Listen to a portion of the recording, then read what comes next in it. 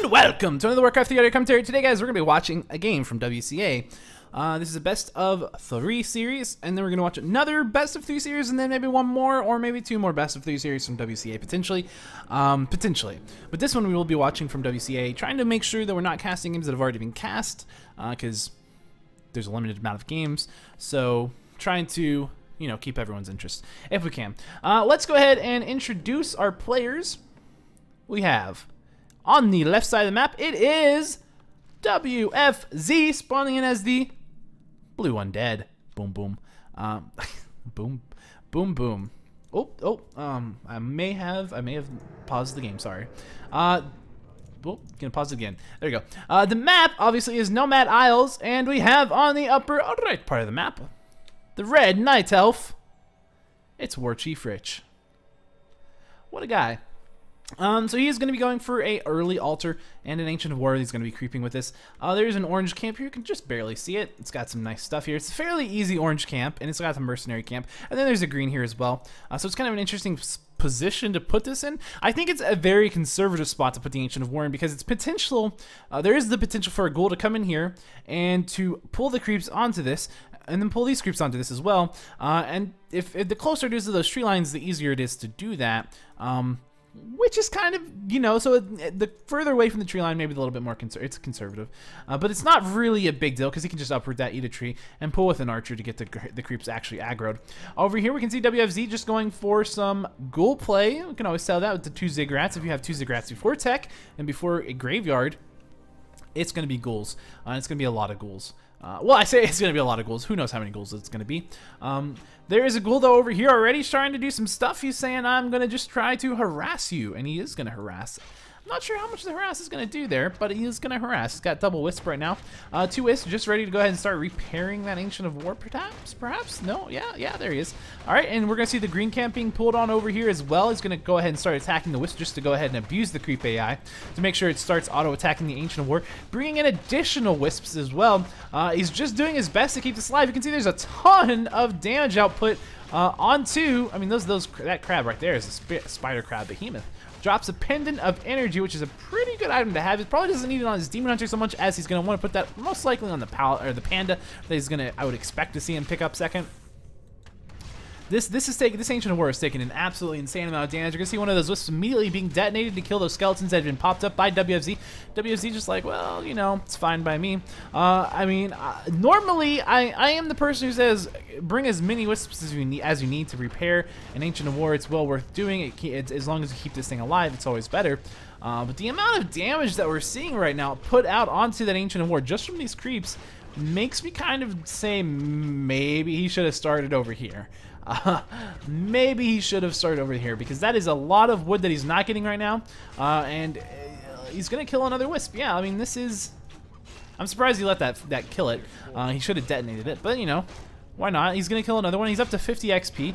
The demon hunter is level 2, but he's only barely level 2. Another wisp is about to go down.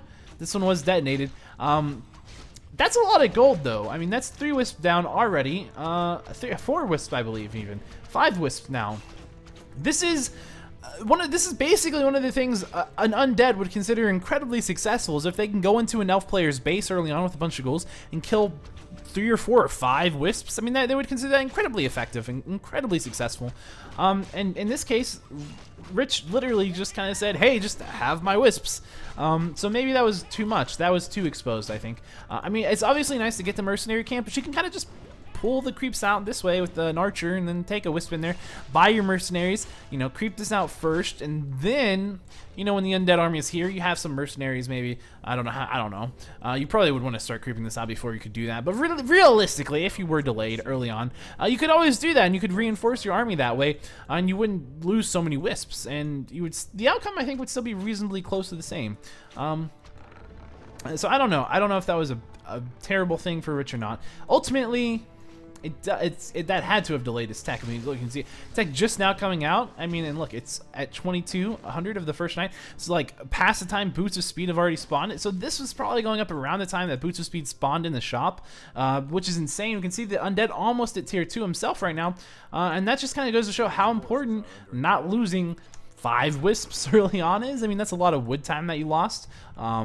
That's a lot of repairs that you're doing, so that's additional resources, additional wood being sunk into that. So yeah, that's questionable. That might be what we say is too greedy. I don't know. And there is another potential thing. You could have. I'm assuming you could AOW creep this. I mean, that's. I'm assuming you could. You could definitely AOW creep that. I mean, that's. You know, you could. I don't know if it's. I think it's just a green, but you know, some maps you just AOW creep greens on. Like for example, Turtle Rock, and sometimes it's worth doing. So even if there's a juicy one, sometimes it's not worth going for. I don't know. But Naga has been picked up as the second hero for WFZ. This Death Knight has taken a lot of damage, but we're definitely seeing the tier 3. I'm gonna push when I have my Lich, my Orb. Maybe Frenzy, and definitely a couple Fiends, some Ghouls. That strategy coming from WFZ, that's always what you see whenever... You can always tell that's what it is, pretty much. If there's a Death Knight with level 1 Unholy Aura, he's brought the Naga, he's playing super aggressively.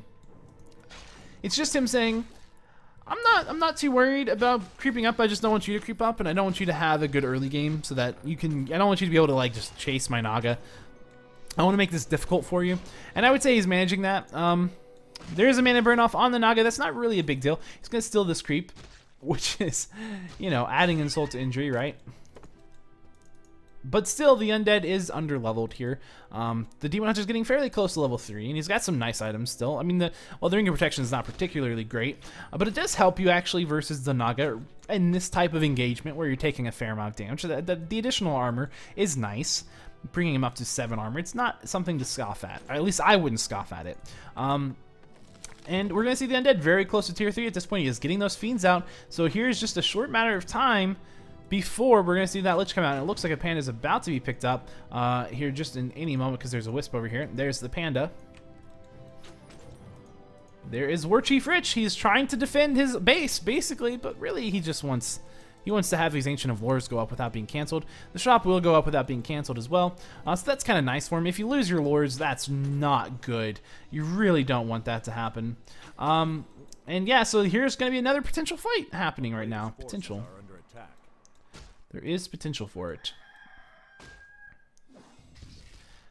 These rabbits are kind of funny. I like rabbits. I do. A lot of rabbits around my apartments. I'm not sure. I was taking my trash out last night. My lots and lots and lots of trash bags, and there were so many rabbits. They just all scurried away from me.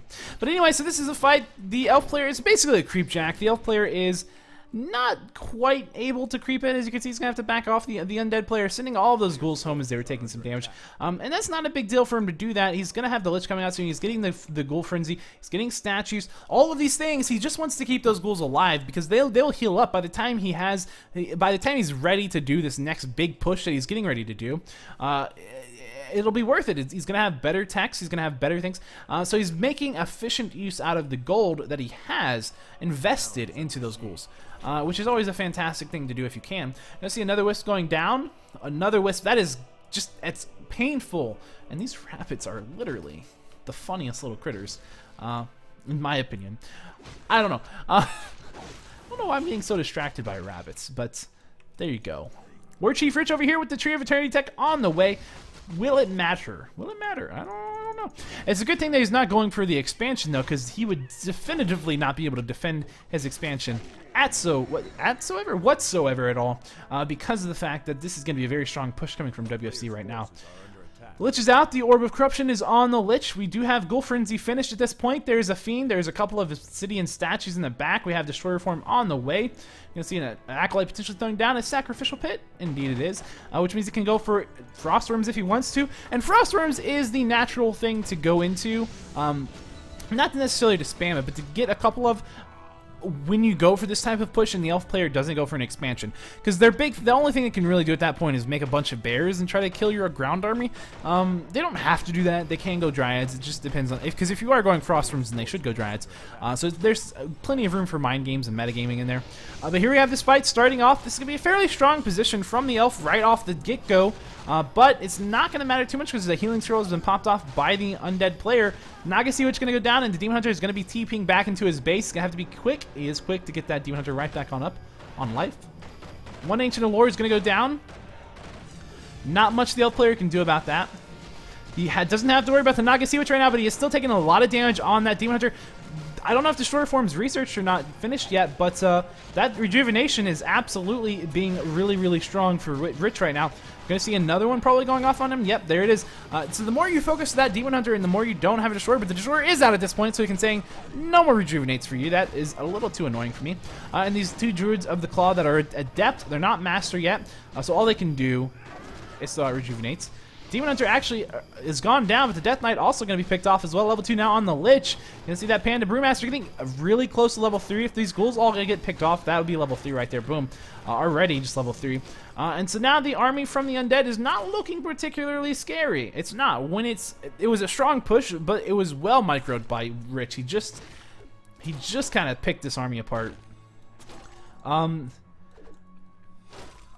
But, you know, I mean, I'm not going to say... There's still some issues, right? Thing is once that Death Knight's back out, it's going to be a pretty strong army once again. The Lich is just suiciding in for this kill. I don't even know if the Panda got XP for that. That was amazing. So both of those heroes died at the same time. The Naga Sea Witch, however, certainly benefited, getting up to halfway through level 3 now. And all of a sudden, it looks like Rich is in a bad spot once again. So that is... That's quite... It happens on occasion. That does happen. That's just something you have to deal with. Bear down. Bear down. Bear Grylls. He's been found in a cave. What?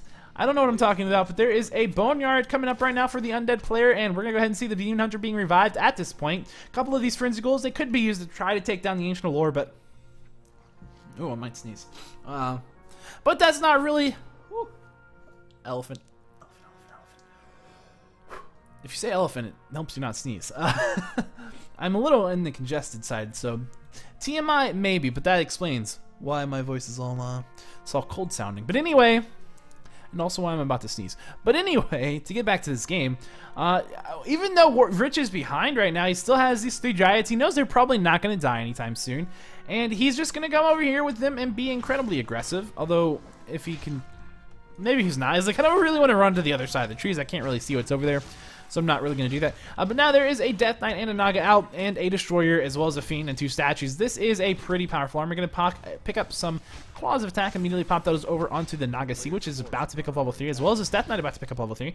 I don't think it'll get it from this one. No, not quite. But they will get it from pretty much anything else. It's going to be 3 XP away on the Death Knight and 2 XP away on the Naga. And Rich is just so poorly off right now. Here's where he's going into the bear training. Potentially going to start massing some bears out.